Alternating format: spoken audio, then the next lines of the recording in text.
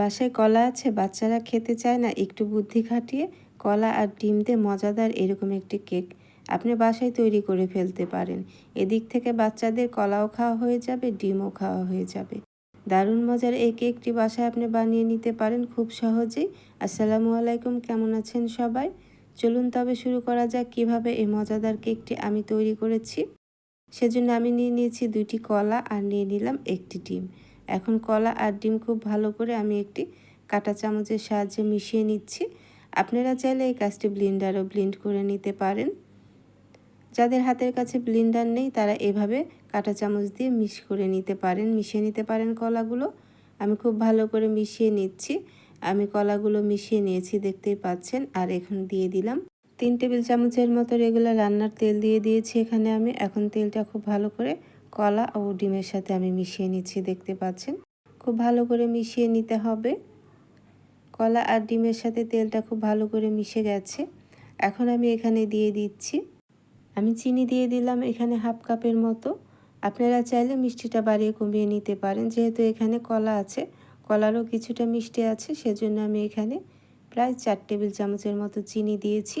চিনিটা এখন খুব ভালো করে আমি কলার সাথে মিশিয়ে নিচ্ছি, দেখতে পাচ্ছেন। চিনিগুলো অবশ্যই খুব ভালো করে মিশিয়ে নিতে হবে যাতে কোনো দানা না থাকে চিনির। চিনিটা এখন খুব ভালো করে মিশে গেছে। আর এখানে আমি এখন দিয়ে দিচ্ছি ভ্যানিলা এসেন্স। আপনারা চাইলে এটি স্কিপ করতে পারেন, কলার একটা ঘ্রাণ আছে। যেহেতু আমি এখানে ডিম দিয়েছি সেজন্য আমি এখানে ভ্যানিলা এসেন্সটা দিচ্ছি প্রায় 1/2 টেবিল চামচের মতো। আপনারা চাইলে যে কোনো এসেন্স এখানে ব্যবহার করতে পারেন। আর হাতের কাছে কোনো এসেন্স না থাকলেও এটি স্কিপ করতে পারেন। যেহেতু এখানে কলা আছে, এখন আমি এসেন্সটি খুব ভালো করে মিশিয়ে নিলাম। এখন আমি এখানে শুকনো উপকরণগুলো দিয়ে দেব।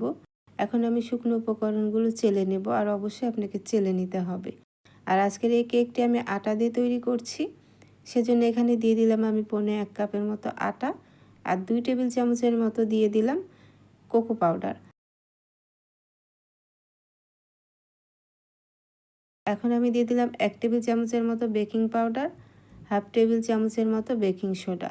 এখন আমি শুকনো উপকরণগুলো চেলে নিচ্ছি। আর অবশ্যই আপনাকে বেকিং পাউডার ও বেকিং সোডাটা দিতে হবে। আপনি যদি একটি পারফেক্ট কেক খেতে চান তাহলে অবশ্যই আপনাকে বেকিং পাউডার ও বেকিং সোডাটা দিতে হবে। এখন আমি শুকনো উপকরণগুলো চেলে নিয়েছি, দেখতেই পাচ্ছেন। আর এখন আমি দিয়ে দিচ্ছি চিমটি পরিমাণ লবণ। মিষ্টির ব্যালেন্সটা যাতে ঠিক আসে, এখন আমি সব শুকনো উপকরণগুলো চেলে নিয়েছি, দেখতেই পাচ্ছেন। আর অবশ্যই চেলে নেবেন, তাহলে কেকটা খুব স্মুথ হয় আর সফট হবে। এখন আমি এই শুকনো উপকরণগুলো মিশিয়ে নিচ্ছি। আর আমি যে পাত্রে নিয়েছি পাত্রটা ছোট হয়ে গেছে, এখন আমি ট্রান্সফার করে নেব একটি বড় পাত্রের মধ্যে। আর অবশ্যই খুব ভালো করে এই শুকনো উপকরণগুলো কলার সাথে মিশিয়ে নিতে হবে। আমি একটি পাত্রে ট্রান্সফার করে নিলাম, দেখতে পাচ্ছেন। এখন আমি আলতো করে মিশিয়ে নিচ্ছি। আর খুব জোরে জোরে মেশানো যাবে না, আস্তে আস্তে এই উপকরণগুলো মিশিয়ে নিতে হবে। আর আমার এই কেকের ব্যাটারটা এখনও একটু ঘন আছে, সেজন্য এখানে আমি দিয়ে দিলাম 1/2 কাপের মতো লিকুইড দুধ। আর অবশ্যই নর্মাল তাপমাত্রায় থাকা দুধটাই আপনাকে এখানে দিতে হবে।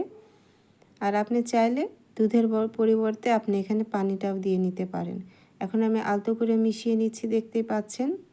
আটা দিয়ে এত মজার কেক তৈরি হয়ে যায় বাসাতেই, দেখতে পাচ্ছেন নিশ্চয়। এখানে ময়দা ছাড়া শুধুমাত্র আমি আটা দিয়ে একটি কেক তৈরি করেছি। আর আপনাদের হাতের কাছে কোকো পাউডার না থাকলে শুধুমাত্র আটা দিয়েও এরকম মজাদার একটি কেক আপনি তৈরি করে নিতে পারেন। যারা এখনও আমার চ্যানেলটি সাবস্ক্রাইব করেননি তারা অবশ্যই আমার চ্যানেলটি সাবস্ক্রাইব করে দেবেন। আর যারা আমার চ্যানেলটি সাবস্ক্রাইব করে দিয়েছেন তাদেরকে অসংখ্য ধন্যবাদ। কেক তৈরির ব্যাটারটি আমার তৈরি হয়ে গেছে, দেখতেই পাচ্ছেন। আর এরকম একটি পারফেক্ট ব্যাটার আপনি যদি ঘরে তৈরি করতে পারেন, খুব সহজে একটি সুন্দর কেক আপনি ঘরেই তৈরি করে নিতে পারবেন। কেকের ব্যাটারটি আমার এখন রেডি হয়ে গেছে। এখন আমি কেকটি একটি কেকের মোল্ডে সেট করে নেব। সেজন্য আমি কেকের মোল্ডের মধ্যে আমি এখানে দিয়ে দিয়েছি তেল, ব্রাশ করে দিয়েছি। আপনারা চাইলে যে কোনো স্টিলের বাটিতেও এই কেকটি বেক করে নিতে পারেন। আর এখানে আমি দিয়ে দিচ্ছি একটি কাগজ। আর আপনারা চাইলে এখানে বেকিং পেপারটাও দিতে পারেন। আর যদি বেকিং পেপার হাতের কাছে না থাকে তাহলে এরকম একটি কাগজ তেল ব্রাশ করে দিয়ে নেবেন। এখন আমি কেকের ব্যাটারটা দিয়ে দিচ্ছি, দেখতেই পাচ্ছেন। আর কেকের ব্যাটারটা এরকমই একটি স্মুথ ব্যাটার হবে, তাহলে আপনি একটি পারফেক্ট কেক তৈরি করে নিতে পারবেন, কোনো ঝামেলা নেই। খুব অল্প সময়ে এই মজাদার কেকটি তৈরি হয়ে যায়, তাও আবার আটা দিয়ে। এখন আমি উপরে কিছু চকলেট দিয়ে দিচ্ছি, এটা অপশনাল, চাইলে এটি স্কিপ করতে পারেন। আমি দিয়ে দিচ্ছি, কেকের টেস্টটা আরও বেড়ে যাবে।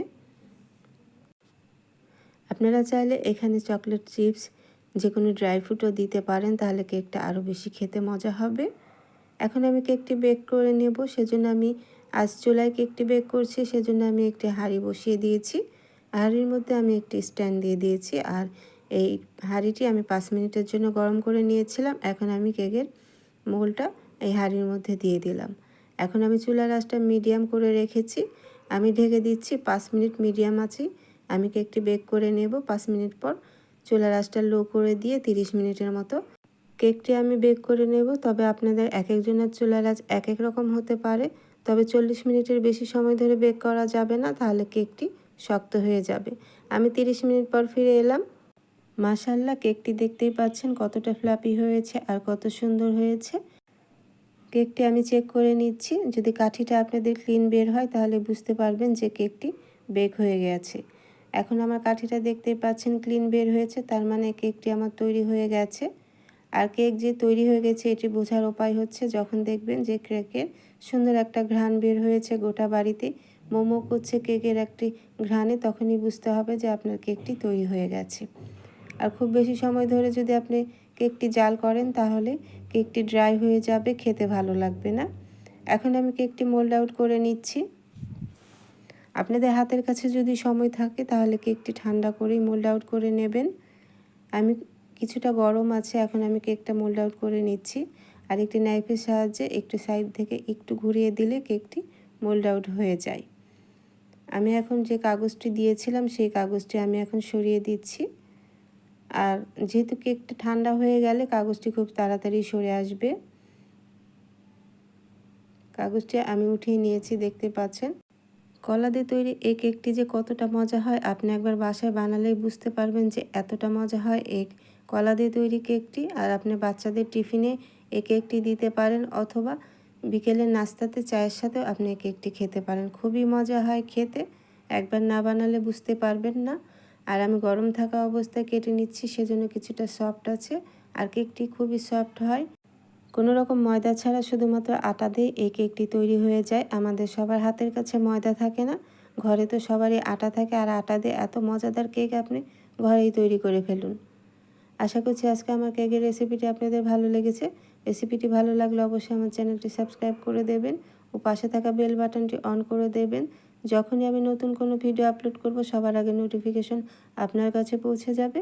আর যারা ফেসবুক পেজ থেকে আমার এই কলা দিয়ে কেকের রেসিপিটি দেখছেন তারা অবশ্যই আমার ফেসবুক পেজটি ফলো দিয়ে রাখবেন ও একটি লাইক কমেন্ট শেয়ার করে দেবেন। আজ বিদায় নিচ্ছি, চলে আসবো আবার অন্য কোনো নতুন ও সহজ রেসিপি নিয়ে। আল্লাহ আপনাদের ভালো রাখুন, সুস্থ রাখুন, ভালো থাকবেন সবাই। আল্লাহ হাফেজ।